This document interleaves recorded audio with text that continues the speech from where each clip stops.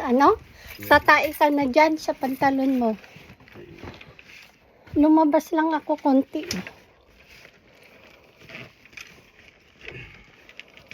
Akala ko magbabathroom ka.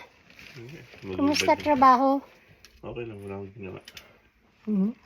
Masakit pa rin yung hanggang kailan yan? Monday next appointment ko. Naka-on pa rin.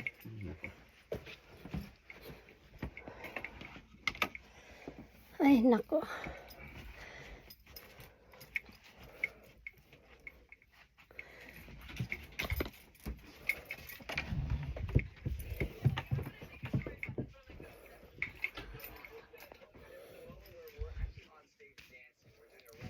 So, ano yung ano?